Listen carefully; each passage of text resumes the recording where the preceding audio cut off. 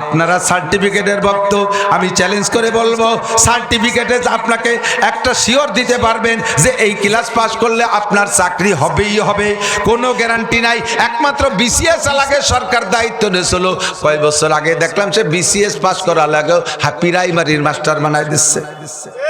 তাহলে নিচিয়া লাগে কোয়া নেবে, ওকে দিয়ে ছাগল ভাতি দিতে হবে, পোল্ট্রির কেজি স্কুল খুলবে, পোল্ট্রির কেজি স্কুল 40 দিনে সিললে দিয়ে দে, পোল্ট্রি বালি বালি বেশি বেড়াবে। তুমি কি পাস? আমি এমএ পাস। আমি মেরুদণ্ড সোজা হচ্ছি শিক্ষায় দিয়ে। কি হয়েছে? আমার একটা সার্টিফিকেটও নাই জেনারেল। আমি হালাল রুজিতে চ্যালেঞ্জ করব বাংলাদেশ সরকারের সবচাইতে বেশি বেতন পাই যে বৈধ বেতন, হারাম টাকা দিয়ে তো আমি কি বলে লড়াই করতে যাব না, হারাম টাকার মোকাবেলা করতে যাব না, হালাল টাকায় চ্যালেঞ্জ করব। আমার মতো একজন খুদিয়া মৌলবী 2-3 দিনই যা কামাই করে, সরকারের সবচাইতে বেশি বেতন পাওয়ালাও অত টাকা বেতন পায় না। তাহলে আমি সার্টিফিকেট দিয়ে কি করবো? কয় যে আপনার মতো হুজুর কয়জন? তাহলে বলবো আপনার মতো ডিসি কয়জন? মাত্র 64 জন। আমার মতো মৌলবী 64 না, হাজার হাজার। কতক্ষণ? কাজেই তোমার ওই বিদ্যা বেকার বিদ্যা, আমার কোরআনের বিদ্যা সকার বিদ্যা। কোন পত্রিকায়, বহু পত্রিকায় দেখছি লক্ষ লক্ষ শিক্ষিত ছেলে বেকার, একটা পত্রিকাও পাইলাম না লক্ষ লক্ষ 2 জন মৌলবী বেকার, সুন্দরভাবে খেয়ে দিয়ে আছে। আমি না খালি স্বাস্থ্য চেহারা ভালো না, ঘাসে কাবু খাতি পারি না বলে মোটা হতেছি না। ফুরকানের দিক দেখছেন? মুফতি ফুরকান আমার নাতি, এরম চেয়ার 2 হেন লাগে। আর এই জায়গা যে কয়জন বসা আছে, কোন জনের চেহারা কম? মৌলবীরা। পোশাক আশাক কোনটাই কম নাই। সার্টিফিকেটের ভক্ত হবেন না, একমাত্র আল্লাহর কোরআনের শিক্ষাই সর্বোচ্চ শিক্ষা। কোরআনের শিক্ষাই সর্বোচ্চ শিক্ষা, এর চাইতে দামি শিক্ষা হইতে পারে না।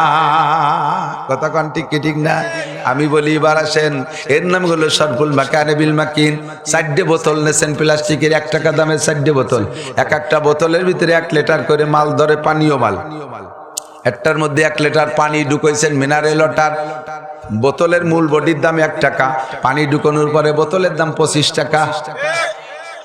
এই বোতলটা এবার 25 টাকা বানাইলো কি বোতলে না পানিতে? ভিতরে মাল ঢুকে দাম বাড়াইছে, ঠিক না?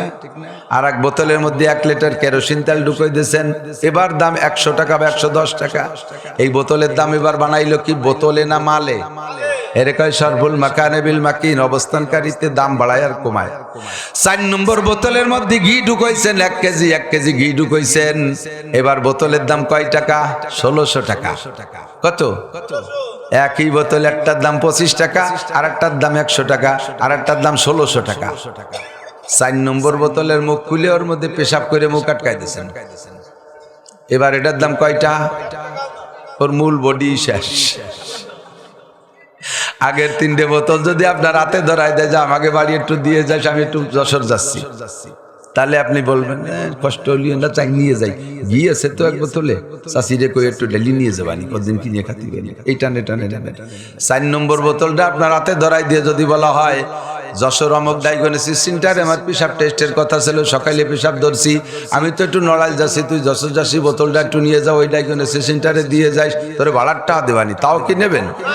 কোনোদিনও ধরবেন না। কয় তাহলে জীবন ভরে কবে যে অমকের মুখ বইয়ে পয়সা খাইছে, ঠিক কি ঠিক না? ও দোস্ত, এমনই করে নাম ভাগ করে শুধুমাত্র উদাহরণ পেশ করলাম, এবার আপনি সেট করে বেড়ান। আমি একটা জায়গা বলবো, আপনার এই গ্রামে স্কুল প্রাইমারি থাকতে পারে, কেজি থাকতে পারে, কিন্ডারগার্টেন থাকতে পারে, হাই স্কুল থাকতে পারে, কলেজ থাকতে পারে, বিশ্ববিদ্যালয় হতে পারে, ডাক্তারও থাকতে পারে, ইঞ্জিনিয়ার থাকতে পারে, বিজ্ঞানী থাকতে পারে, এমপি থাকতে পারে, চেয়ারম্যান মেম্বার থাকতে পারে, মন্ত্রী থাকতে পারে, জাগতিক যত সার্টিফিকেট আর যত প্রতিষ্ঠান সব থাকতে পারে।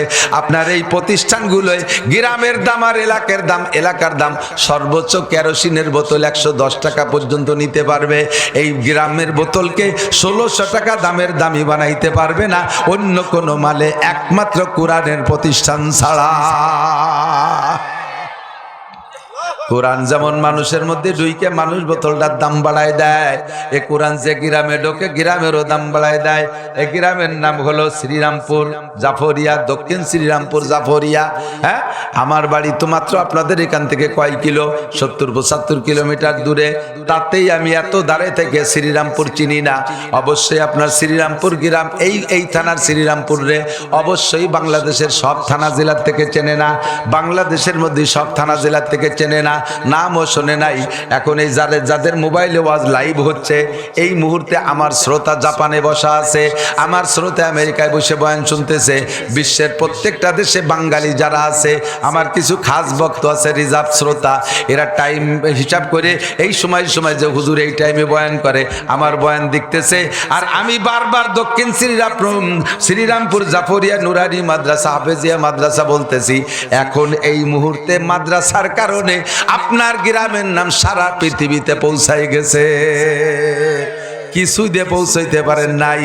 দক্ষিণ শ্রীরামপুর মাদ্রাসা কোরআনের প্রতিষ্ঠানের কারণে পৌঁছাইছে।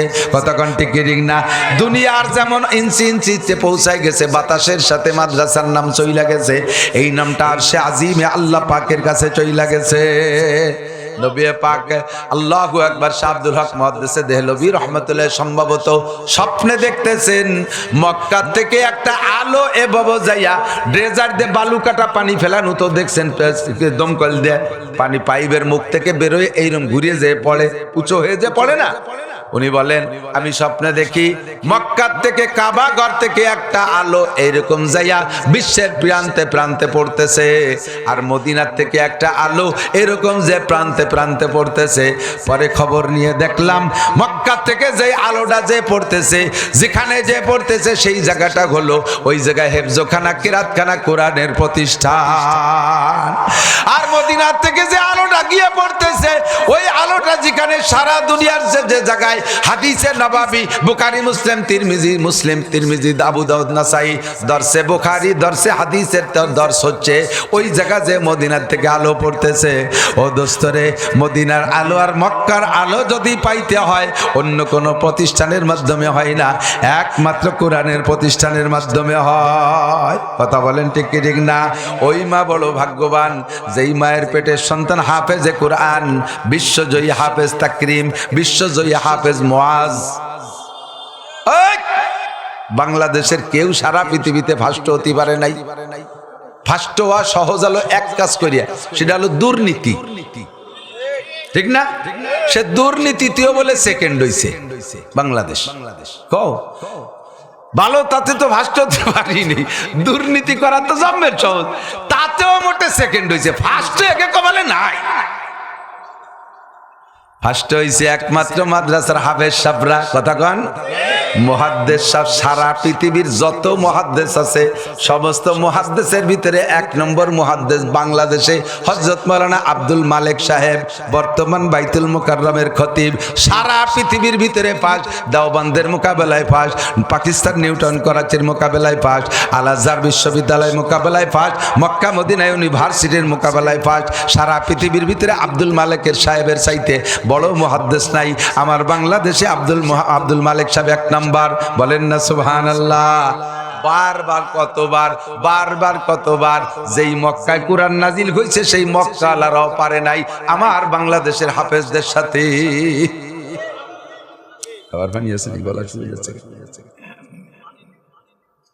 আল্লাহ, আপনারা কি কষ্ট পাচ্ছেন নাকি? একটু মনে মনে লোভ করেন তো, আমার একটা ছেলে এরকম বিশ্বজয়ী হোক। হাফেজ তাকরিম আমার মাদ্রাসা আসছিল, মুআজ আমার মাদ্রাসা আসছিল, এই বছর মাহফিল আসছিল, কয় মাস আগে তাকরিম আসছিল তার হুজুর সহ। কালকে ওদের মাদ্রাসা আমার মাহফিল আছে মিরপুর, ঢাকা। আল্লাহু আকবার। মানে কি যে বলবো, এ সোনার চাইতে কোটি কোটি গুণ দামি এ মানুষগুলো। কথা কন, স্বর্ণের চাইতে দামি। আর আমার বাংলাদেশের আল্লাহু আকবার টাইগার।